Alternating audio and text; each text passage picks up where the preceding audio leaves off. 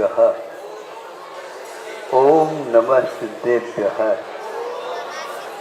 ओम नमः सिद्धेभ्यः। अहिंसा परमो धर्म की, आचार्य गुरुवर श्री कुंद कुंद भगवान की, आचार्य गुरुवर श्री ज्ञान सागर मुनि महाराज की, बोले परम पूज्य संत आचार्य भगवान विद्यासागर जी महामुनि राज जी की, समस्त आचार्य संघ की।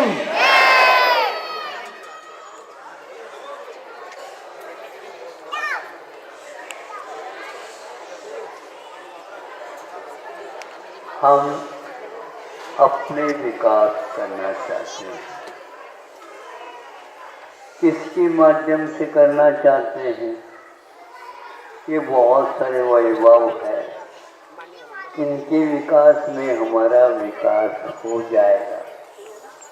आज सोचते सोचते यहाँ तक तो अपने बारे में सोचना फिर भी ठीक है, अपने कार्य में लग जाओ, लेकिन ये सोचते सोचते अड़ोस पड़ोस की उन्नति न हो। क्या आप अपनी उन्नति तो चाहते हैं, किंतु उनकी उन्नति नहीं होना चाहिए, क्योंकि उनकी उन्नति होने से हमारा महत्व कम हो जाता है ना। ऐसा मन में आता भाव, ये अधर्म भाव माना जाता है। जिस प्रकार आप अपने बारे में सोचते हैं, वो भी अपने स्वयं के बारे में सोचता होगा। यदि वो भी मान लो आप जैसे दूसरे के विकास न हो ये सोचने लग जाएगा, फिर दोनों के पास धर्म नहीं रहेगा। आचार्य कहते हैं हमारा हित दूसरे के हित के बारे में सोचने पर भी आधारित है। दूसरे का हित हो ये सोचेंगे, हम स्वार्थ त्याग कर रहे हैं, पर के बारे में सोच रहे हैं। यदि पर के बारे में सोचना है तो उनके भी विकास के बारे में सोचो।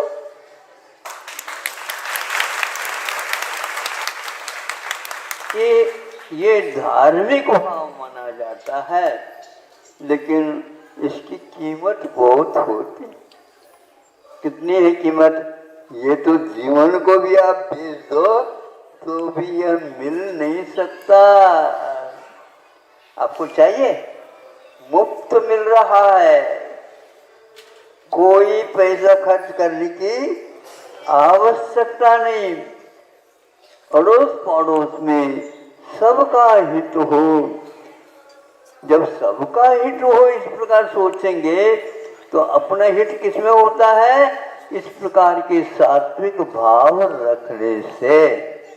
गुणिषु प्रमोदम कहा है, गुणियों को देख करके प्रमोद का भाव उल्लास होना चाहिए, किंतु हमारी नाक क्या होती, सिकुड़ जाती है। दूसरे की बात करते हैं तो महाराज सिर दर्द होता है। आपका सिर दर्द बहुत प्रशिक्षित लगता है। कितने किनके पास जाकर के प्रशिक्षण लिया? इसके लिए विद्यालय, महाविद्यालय, विश्वविद्यालय खोलने की आवश्यकता नहीं है।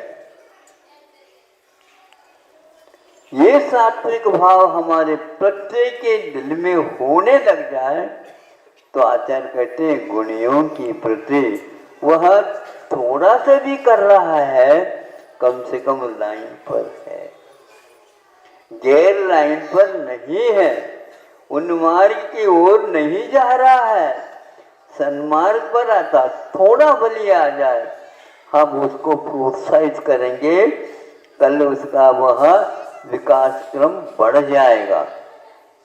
गुणियों के प्रति प्रमोद भाव रखना, गुणाधिकेषु वा प्रमाण, गुण के अधिक जिनके पास है उनके प्रति भी रखो प्रमोद भाव।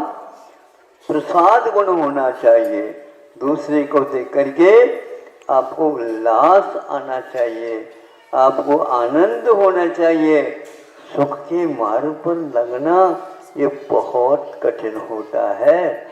ज़्यादा पैसा कमाओगे तो व्यसन की ओर भी आपकी संतान जा सकते हैं। आखिर इसको खर्च कहाँ करेंगे?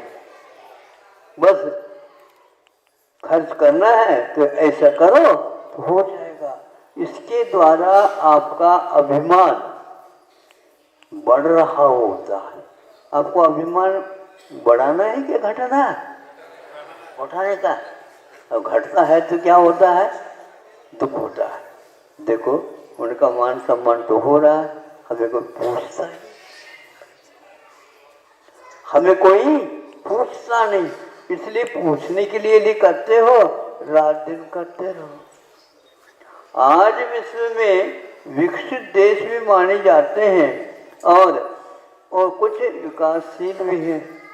विकसित वाले हमेशा हमेशा सोचते हैं हम विकसित ही रहे, किंतु इनके यदि विकास नहीं होगा तो आप क्या सोच रहे हैं? बिल्कुल गलत सोच रहे हैं, क्योंकि इससे धर्म क्षीण हो जाता है। धर्म के विकास के लिए वहाँ चंद्रमा का उदय चाहिए। सागर उमड़ जाता है, बढ़ जाता है, क्यों? चंद्रमा का उदय हुआ है। पूर्ण चंद्रमा जब उदय को प्राप्त होता है तो उसमें ज्वार भाटे आने लग जाते और अपने आप ही वह नीचे की ओर भी जाता है। ये उसका स्वभाव है। धर्मात्मा का भी स्वभाव होना चाहिए। दूसरे के विकास में हमारा कुछ सहयोग नहीं है तो हम उनके लिए असहयोग प्रदान नहीं करना चाहिए। यानी उससे विपरीत कभी सोचना नहीं चाहिए, चर्चा करना नहीं चाहिए और शरीर के द्वारा भी इस प्रकार की चेष्टाएं नहीं करना चाहिए। आचार्यों ने इसको इस प्रकार सोचने के लिए बाध्य किया हम लोगों को। क्या सोचने के लिए? ये सोचो इनका विकास हुआ कैसे? ये समझे? बहुत अच्छा हुआ कि इनका विकास कैसे हुआ है। रात दिन तो मैं परिश्रम कर रहा हूँ, मेरा तो हो नहीं रहा, इनका कैसे हो गया?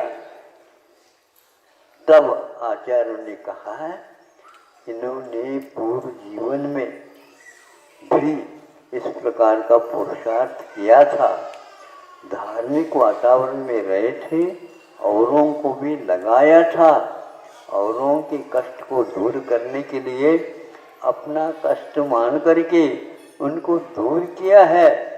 इस प्रकार स्वयं जैसे चाहते हो अपने लिए, उसी प्रकार दूसरे के बारे में सोचने से ये विकास होता है। अब यह सम्यक दर्शन की प्राप्ति के लिए ये भी एक हेतु बताया। उनके विकास क्यों हुआ ये सोचो, मेरी उन्नति क्यों नहीं हुई ये भी सोचो, और उनकी उन्नति कैसे हुई है। तो ज्ञात होता है देवर्षि दर्शन लिखा, देवों के रिद्धियों को देख करके दूसरे देव जो छोटे हैं उनका विकास मेरा क्यों नहीं हुआ। हम दोनों एक ही साथ तो वहाँ पर काम करते थे, एक ही काम था हम दोनों का, एक ही दुकान थी हम दोनों की, सब कुछ होते हुए इनका विकास क्यों हुआ और मेरा क्यों नहीं हुआ। जैसे तीर्थंकर उनसे लड़ने के लिए गया हो, ये बताओ, वो कहते हैं बिल्कुल ठीक है। उन्हीं को पूछो या स्वयं अपने आप ज्ञात हो जाएगा तुमको कि इन्होंने समझाने हमें समझा तो रहे थे लेकिन मैं समझा नहीं, वो काम किया ही नहीं। मैं क्यों करूं, मैं अपने आप में विकास करूं, तो वह छोड़ दिया उसने। और आज आपके समकक्ष होकर के भी ऊपर के कक्ष में बैठ गए, चले गए। और ये गलती मेरी है, उनका तो हमारे लिए सहयोग मिल रहा था, मैंने उसको ठुकरा दिया। उस बात को लेकर के आचार्यों ने कहा सम्यक दर्शन की प्राप्ति के लिए धर्म के बारे में आप सोचो, और दूसरा जो सत्कार कर रहा है उसके बारे में सोचोगे तो अतीत में हमने ऐसा कुछ किया ही नहीं, बिना किए ये कभी भी परिणाम नहीं निकलता। रात दिन बच्चे ये करते हैं तब प्रथम श्रेणी में आते हैं, उस समय आप खुर्राटे लेते रहते हैं, है क्या नहीं? आराम के साथ। अभी परीक्षा बहुत दूर है, अभी परीक्षा बहुत दूर है, दूर है। आंखें बंद कर दो तो सूर्य उगा नहीं, ऐसा भी लगता। आंखें तो खोलो ताकि सूर्य का दर्शन हो जाए। सुबह सुबह नींद अच्छी आती है तो वह उठाते हैं, अलार्म की घड़ी वो भी उठाती है तो उस बटन दबा देता है, क्योंकि थोड़ा सा और झपकी ले लो। लेते लेते लेते जब देर हो जाता है तब तो माँ कहती है उठता है क्या नहीं, तो वह ठंड का दिन है मान लो, भगवान के अभिषेक बाद में कर लेंगे, कर लो अभिषेक, तो अपने आप उठ जाता है। जाएगा कब, भोजन आदि कब करेगा, विद्यालय जाना। तो यह बात बाद में समझ में आ जाती, हमने अध्ययन किया नहीं और परिणाम की ओर देख रहे हैं, फिर बाद में लिख दे पेपर में गुरुजी कृपांक भी होते हैं, और तुम्हारे ऊपर कौन कृपांक करेगा। दक्षिण में कृपांक के लिए कहते थे कृपा तो होने चाहिए, बिल्कुल ठीक है, एक आध हो गुण तो उसको डाल जा सकता। अंक जो है आपको इसमें मिले उल्टी गिनो ऊपर से 33 भी नंबर नहीं मिल पा रहे हैं, और फिर भी हम प्रथम श्रेणी वाले आए हैं, वहां तक चले जाएं। कैसे जाओगे? आज लगभग हवा यही चल रही है। आरक्षण का परिणाम हमने कुछ अध्ययन में नहीं किया, लेकिन यही आता है कि हम अंक चाहते हैं लेकिन बिना परिश्रम के। तो देवर्षि दर्शन आपको याद करना है। अन्य एक देव दूसरे देव की रिद्धियों के बारे में सोचता है, वैभव के बारे में सोचता है, शरीर की कांति के बारे में सोचता है, अध्ययन के बारे में सोचता है, तो वह निश्चित रूप से इन्होंने किया है और हमने कुछ भी नहीं किया है।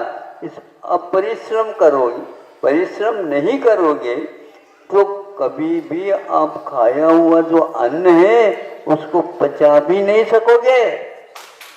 हाँ, बच्चों को ज्यादा पैसा मत ले लाओ, किंतु उसको परिश्रम सिखाओ तो वह अपने आप पैसा पचा दे। हम भी करना जानते हैं, बेटा इतने दे दो आप दुकान खोलो। नहीं नहीं, हम जाएंगे बड़े नगरों में और कमा करके दिखाएंगे कमाई ऐसी होती। हाँ बेटा, अभी तो पहले देख तो क्या हो रहा। एक पाई नहीं तुम्हारे पास, हमें देने की कोई आवश्यकता नहीं, हम ही खड़े हो जाएंगे। कर्मठता चाहिए, ये सिखाओ उनको, श्रम सिखाओ उनको। ऊपर से कोई कृपा नहीं होती, कृपा तो उन्हीं के ऊपर बरसती है, भगवान की कृपा। कौन? तो स्वयं अपने आप को संभालता है। तो संभालता है तो फिर दूसरे को संभालने की क्या आवश्यकता है? थोड़े बहुत हाथ लगा दो, ठीक है, लेकिन परिश्रम तो अपने को करने, क्योंकि अपने पेट में जो दाना है वो तभी पच सकता है जब हम मेहनत करेंगे, जब हम पुरुषार्थ करेंगे, जब हम सात्विक भाव करेंगे। यदि कषाय भाव रखेंगे तो खाया हुआ पचता नहीं। क्या होता?